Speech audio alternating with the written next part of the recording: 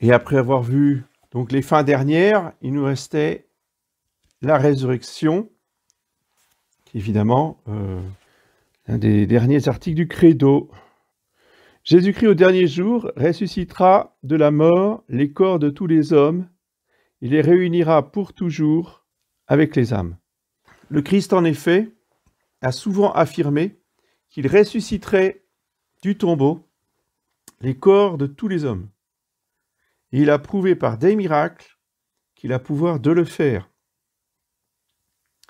La résurrection des morts trouve d'ailleurs son type dans beaucoup de phénomènes de la nature. Le Christ ressuscitera tous les hommes. Il viendra juger les vivants et les morts, c'est-à-dire qu'au dernier jour, il ressuscitera tant les corps des hommes qui sont déjà morts, peut-être depuis des siècles, que ceux des hommes qui seront alors encore en vie. Ceux-là seront transformés en un clin d'œil. Ils mourront et ils ressusciteront au même moment. Première épître aux Thessaloniciens, chapitre 4, verset 16, donc de saint Paul. Le Christ ressuscitera aussi bien ceux qui seront en état de grâce que ceux qui seront en état de péché mortel. De plus, la résurrection de tous les hommes sera instantanée et universelle. 1 aux Corinthiens, chapitre 15, verset 52. Les bons et les méchants ressusciteront en même temps. Le Christ a souvent déclaré qu'il ressusciterait les morts. Il viendra une heure, dit-il, où tous ceux qui sont dans les tombeaux entendront la voix du Fils de Dieu. Ceux qui auront fait du bien en sortiront pour la résurrection de la vie. Ceux qui auront fait du mal pour la résurrection du jugement. Celui, dit-il dans un autre endroit, qui mange ma chair et boit mon sang, a la vie éternelle, et je le ressusciterai au dernier jour. Évangile selon saint Jean, chapitre 6. Le Christ compare souvent la mort à un sommeil. Par exemple, pour la fille de Jaïr, saint Matthieu, chapitre 9, ou bien pour Lazare, saint Jean, chapitre 11. D'après lui, il n'était qu'endormi. Or, la mort ne peut être comparée au sommeil qu'à cause de la résurrection. D'ailleurs, c'est pour cela qu'on a donné le nom de cimetière à l'endroit où tous les morts sont réunis dans l'attente de la résurrection. Donc le mot cimetière, je vous rappelle, veut dire dortoir. Le Christ Jésus a prouvé par des miracles qu'il était en sa puissance de ressusciter les morts. Il a ressuscité la fille de Jaïr dans sa maison. Il a ressuscité le jeune homme de Naïm devant les portes de la ville. Et enfin, il a ressuscité Lazare dans son tombeau. Il s'est ressuscité lui-même et il a ressuscité la très sainte Vierge Marie, sa mère. Il peut donc dire en toute vérité, je suis la résurrection et la vie. Beaucoup de phénomènes dans la nature nous représentent la résurrection des morts. Notre réveil le matin, le réveil de la nature au printemps, la métamorphose du ver en chrysalide, image de l'homme au tombeau, puis en papillon, type de l'homme ressuscité, l'éclosion du poulet de l'œuf, d'où l'importance du symbolisme de l'œuf de Pâques. L'œuf de Pâques symbolise la résurrection. Et on passe d'un état à un autre, en sortant de l'œuf pour le petit poussin. De même, la germination de la semence qui semble avoir pourri et qui semble avoir été détruite dans le sol, et en fait, c'est pour mieux ressortir et porter plus de grains. La guérison de l'homme après une maladie grave, le réveil de certains animaux engourdis pendant l'hiver, le coucher et le lever du soleil, la décroissance et la croissance de la lune, on peut aussi considérer comme symbole de résurrection la rose de Jéricho, plante qui croît près de cette ville et appelée par l'inné fleur de la résurrection. Elle est une image du pouvoir de Dieu de redonner la vie, car cette fleur, fût-elle desséchée depuis plusieurs siècles, recommence à vivre dès que sa tige est trempée dans l'eau. C'est intéressant. Bon, ce dont ne parle pas l'abbé Spirago, mais qui est un phénomène moderne, enfin contemporain, ces dernières décennies, vous voyez, c'est la sortie de l'âme du corps.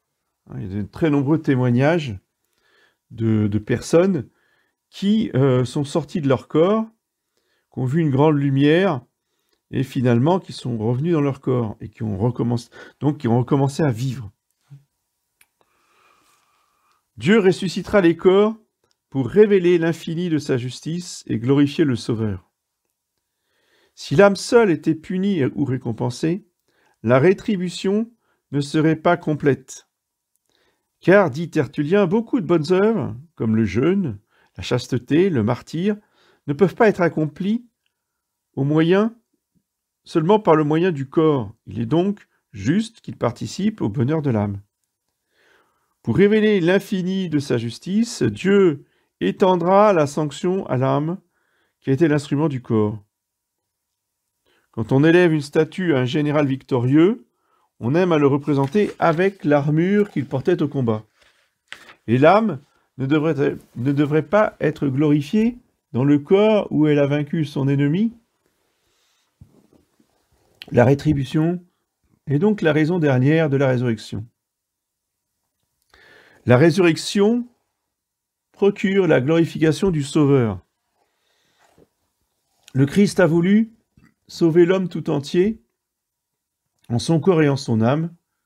Si donc, par son sacrifice, il n'avait sauvé que l'âme sans le corps, la rédemption serait incomplète. Le démon, dans son œuvre de destruction, aurait été plus puissant que le Christ dans son œuvre de restauration. Cela n'est pas possible. Le triomphe du Christ a été complet.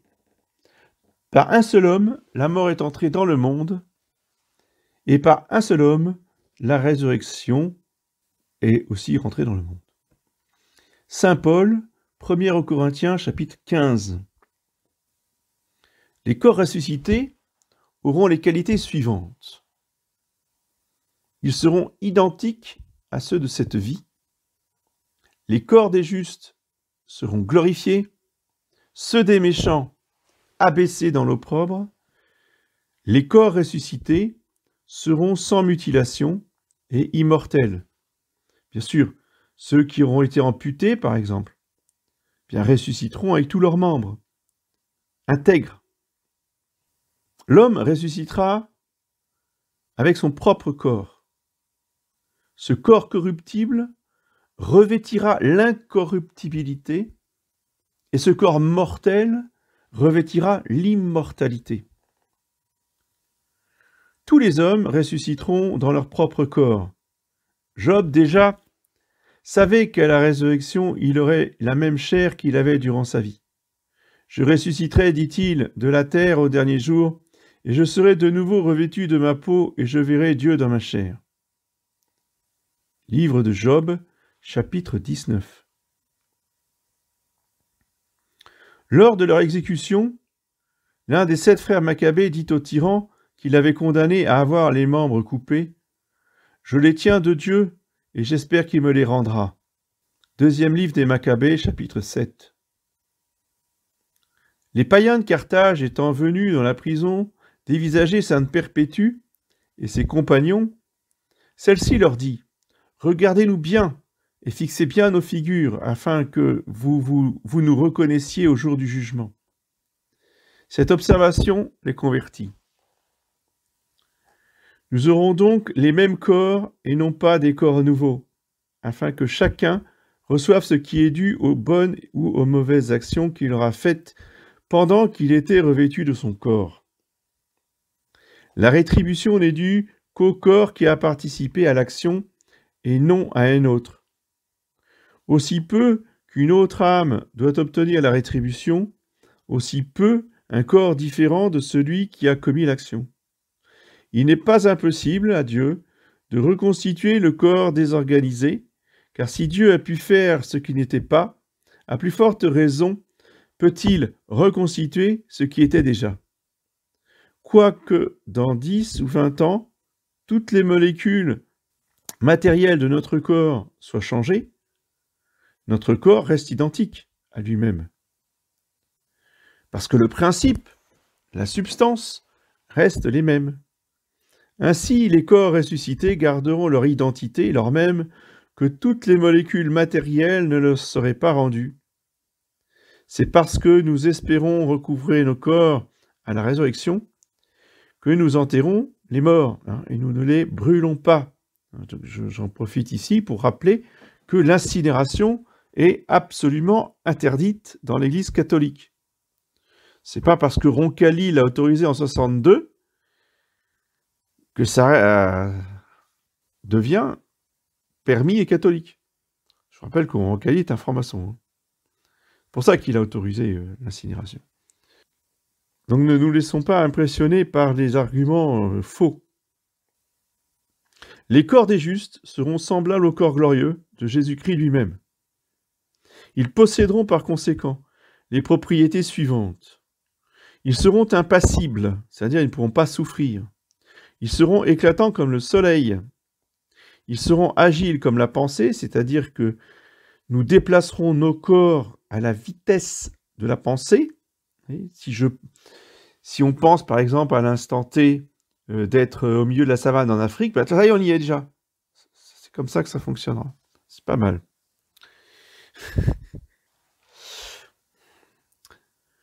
Ils seront éclatants comme le soleil, agiles comme la pensée, doués de pénétrabilité, c'est-à-dire qu'ils traverseront tous les corps solides, comme le Seigneur Jésus a passé à travers la porte du Cénacle. Le corps glorieux peut passer à travers tous les corps solides. Les corps glorieux seront transformés comme le fer vulgaire l'est dans la fournaise. Le Christ aux noces de Cana a transformé l'eau commune en un vin précieux. Ainsi, au jour de la résurrection, il ennoblira la vile nature actuelle de l'homme. Si Dieu a pu accorder à de petits insectes le don de briller dans la nuit d'été, pourquoi ne pourrait-il pas l'accorder aussi aux corps humains? L'éclat céleste de notre corps dépassera celui du soleil, comme celui-ci l'emporte actuellement sur la lumière de notre corps. Nous en avons une preuve dans la transfiguration de Jésus au Tabor et l'éclat du visage de Moïse quand il est redescendu du mont Sinaï. Si après sa résurrection, le Christ Jésus se montra dépouillé de sa splendeur, c'était parce que les apôtres avec lesquels il devait converser n'auraient pas pu en supporter l'éclat. Donc il a atténué, si vous voulez, la lumière de sa gloire. Les corps ressuscités des justes est souvent appelé spirituel parce qu'il est complètement soumis à l'esprit et libre de toute concupiscence terrestre. La beauté du corps dépendra de celle de l'âme. L'estropié le plus misérable, qui aura vécu pieusement, aura un corps magnifique, tandis que le pécheur le plus beau ressuscitera avec un corps hideux. Les corps des pécheurs souffriront et seront, pour ainsi dire, liés des pieds et des mains. Les corps ressuscités recouvreront leur intégrité. Les martyrs retrouveront leurs membres mutilés, quoique leurs blessures subsistent comme les plaies du Sauveur, surpassant l'éclat de l'or et des pierres précieuses. Les saints ne porteront aucune trace de l'âge, de la maladie ou d'un défaut quelconque. Saint Thomas dit même que nous aurons tous le même âge, nous ressusciterons à 33 ans. Donc le bébé aura 33 ans, le vieillard de 90 ans aura 33 ans, Mathusalem qui avait 980 ans, il aura 33 ans. Vous voyez, voilà. Ça, c'est ce qu'on appelle la vraie égalité. L'égalité, c'est pour le ciel. Enfin, l'égalité matérielle, l'égalité corporelle. Parce que pour les mérites, il n'y a pas d'égalité. Les damnés aussi recouvreront l'intégrité corporelle. Non pour leur récompense, mais pour leur châtiment. Car plus ils auront de membres, plus les tourments seront grands. Les corps ressuscités seront tous immortels. Au paradis, le fruit de l'arbre de vie aurait rendu les corps immortels. Maintenant, c'est la Sainte Communion qui est le gage de la résurrection et de l'immortalité. Dieu qui a fait vivre les patriarches pendant 900 ans, pourra aussi nous faire vivre éternellement. Les damnés ne mourront pas non plus. Néanmoins, on ne peut guère les appeler immortels, car comme ils ne peuvent pas mourir, c'est plutôt leur mort qui ne meurt pas. La résurrection des morts est l'espérance des chrétiens.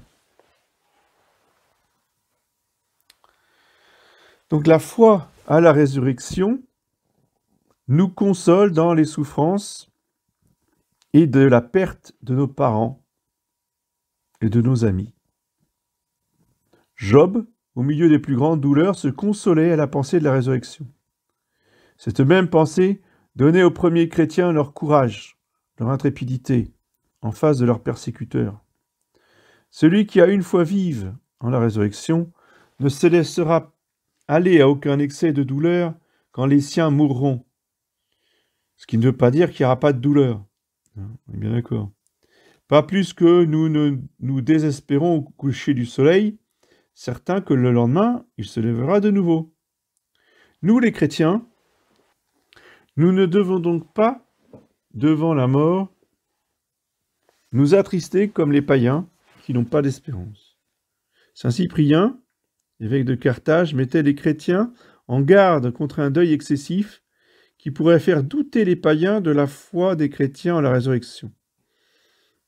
Il trouvait inconvenant de porter le deuil pour les martyrs,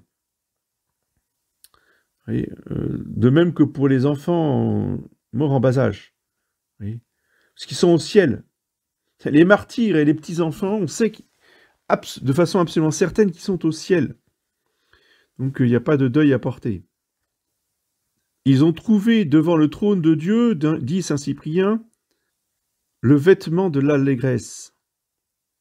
Il ne faudrait pas pleurer pour ceux qui sont certainement dans la joie. Il ne faudrait pleurer que ceux qui sont morts en état de péché, même en état de péché véniel, si vous voulez. Ceux dont on est quasiment certain et qui sont au purgatoire, même si ce n'est pas pour très longtemps, mais quoique, on ne sait pas combien de temps. Donc oui, ceux-là, il faut prier pour eux et on peut à juste titre, vous voyez, avoir de la tristesse et pleurer. Alors, ça ne veut pas dire qu'une maman qui perd son petit, évidemment, je ne dis pas ça, c'est émotionnellement, c'est terrible, on est bien d'accord, elle a le droit de pleurer. C'est juste qu'il ne faut pas aller dans l'excès, il faut se consoler qu'elles sont au ciel. Et j'avoue, j'ai rencontré des jeunes parents qui avaient perdu un bébé, donc un bébé, il avait aux alentours d'1 an, dans de grandes souffrances, et ses parents, ça ne veut pas dire qu'ils ont pas pleuré, mais je veux dire, quand on venait les voir, ils étaient édifiants, tu vois, d'une sérénité, d'une paix, et d'ailleurs tout le service de l'hôpital était complètement bouleversé, le médecin compris, de voir ces jeunes parents aussi dignes, vous voyez, dans la souffrance. Tu sais, on n'a jamais vu ça. D'habitude, c'est des cris, c'est des hurlements, c'est des crises. Et eux, ils étaient vraiment édifiants. Ils se sont comportés vraiment, vous voyez, en catholique. Dans la souffrance, mais dans la dignité. Et dans la joie de savoir que leur enfant était au ciel. C'est évident. Ça faisait pas l'ombre d'un doute. Voilà. J'en ai terminé pour ce soir.